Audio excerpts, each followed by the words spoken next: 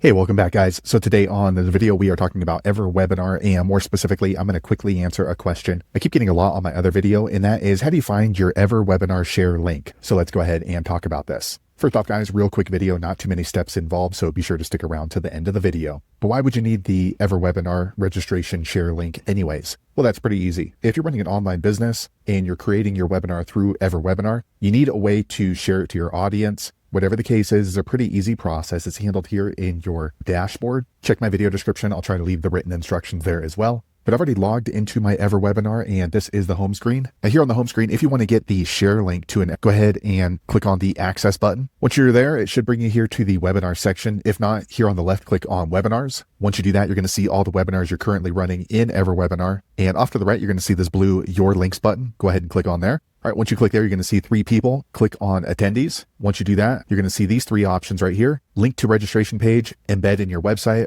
or direct to live room. So you can choose which one of these share links. So if you're running a live webinar, you can click right here, and here is the live webinar link. If you want someone to register for your webinar, you're going to click right here, and here is the registration link right here. So you can just go ahead and copy it to your clipboard. Now you can go ahead and paste it into your Facebook post, to your Instagram bio, or wherever you normally share your webinar links. So there you have it, guys. If you're wondering how to find your webinar share link, that's the easiest way I know how to find it. If you know an easier way, be sure to leave a comment below. Let the rest of us know how you did it. Hopefully you found that video useful. If so, click thumbs up, or maybe consider subscribing to my channel, and I hope to see you on the next video. Thanks again for watching.